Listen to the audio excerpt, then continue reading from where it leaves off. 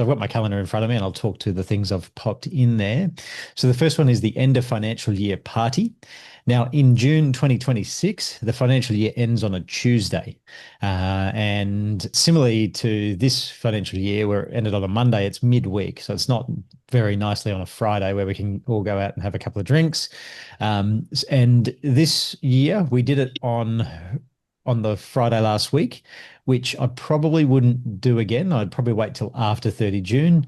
Not that it was ridiculous. It was just another thing that could have waited until after 30 June. So I'm already planning, I've already put it in the calendar. The end of financial year party is on the 3rd of July 2026. So we'll organise something on the Friday night, much closer, but it's going to be after 30 June. The next learning is, so this year I blocked 30 June for the whole team in terms of put a block in their calendar that said block for last minute tax planning stuff. I did one day and ideally we should have had another day up our sleeve because it still felt rushed. It still felt like, there's so many things to cross check and I'll dig into all those things in a minute. But the short answer is I blocked Monday the 29th and Tuesday the 30th of June 2026 so that there's 2 full days of just completely blocked time. Now, the other thing that the team struggled more so towards the end of tax planning because the volume increased. They struggled with wrapping up their tax planning meetings, sending out checklists of things for their clients to do, and then also the proposal side of things. And what I mean by that, so our process at Inspire is to re-engage clients every year. There will be a scope check for every client and also a price increase applied to each client, each service level at a whole business level. And that involves, preparing an ignition proposal, cross-checking everything that we're delivering for the client. And then we've also got to discuss that in the tax planning meeting. So what I noticed is towards the end of tax planning, things got busier, quicker, faster, and the wrap-ups weren't happening as efficiently or straight after the meeting. And so what I've done is I've blocked every Friday in May and June, not in the earlier. So we start tax planning late March, early April. So I didn't block the days then because I think if the team get as many tax planning meetings out then as possible, it's less stress. But particularly May and June, I've blocked every single Friday for the team now, and it just says wrap up. Again, I use weird, silly names. I've got a inappropriate name for the wrap up day, but I've just blocked it and said, tax planning wrap ups and proposal finalizations, because we've been doing too many of them at the last minute. There was too many trust distribution minutes generated in the last week. Most of yesterday was proposals that weren't advised to clients earlier. And we're saying, hey, tomorrow your price is changing. That was too many. Maybe 15% of our client base got that late notice, but it didn't feel great. And so we want to be doing that throughout the tax planning season as intended, and just to have that Friday blocked to be able to close the week out. So that's another one. Now, the other learning is usually we adjust our prices in March or very early April when we're starting our tax planning season. The reason for that is because our proposals are generated. So when a client books in the tax planning meeting, the preparation includes not only the tax planning preparation, but also the review of their scope and price. So we need to do it before then. But what it meant is, and this year we were changing the way we prepared a proposal so that next year it should be a lot easier.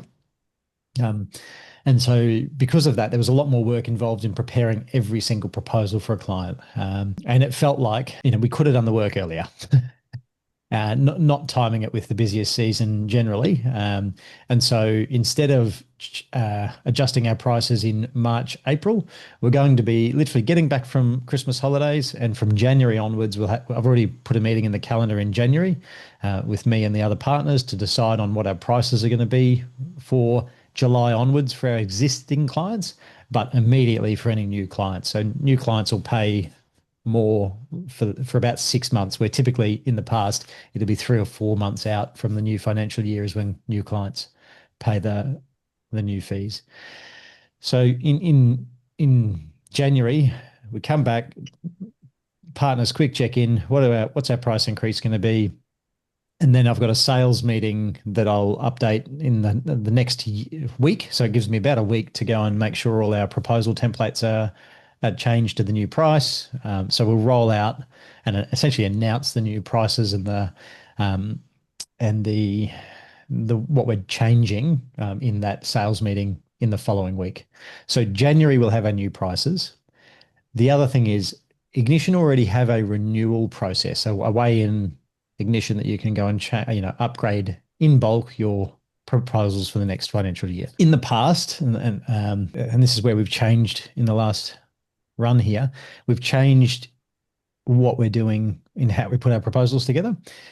In the past, we had a separate Google Sheet, which you guys have access to, which determines what our monthly price is. We put all the inputs in and it spits out the price. And we just take we copy the scope in, type the scope in essentially line by line in Ignition, and then put the bulk price in.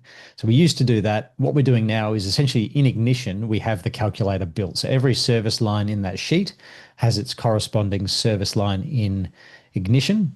And so Ignition almost have this functionality ready. And I'm hoping by January next year, they do, and I'll be riding them for the next 6 months to make sure it happens.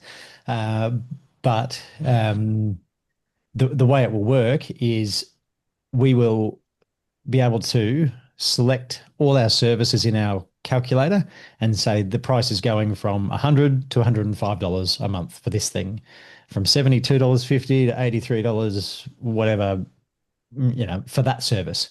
And then this is how it should work. Select all, create new proposals for next financial year. And so what's just taken us probably over 100 hours to do meticulously, where we're putting everyone's scope in perfectly and checking the entities and going and checking that is it monthly IAS or is it quarterly pay-as-you-go withholding, all that sort of stuff. Based on what they're paying this year, it should create all next year's proposals in one hit so that 80% of the work is done and the 20% is literally just checking scope and finalizing that price based on all the pricing inputs that we've just given Ignition. So that'll be the big time saver. And if I fast forward to next year, by the end of January, we will have all our new prices decided. We will have all of our existing clients' proposals already drafted. And so the only input to prepare for the meeting is just to check the scope is still accurate.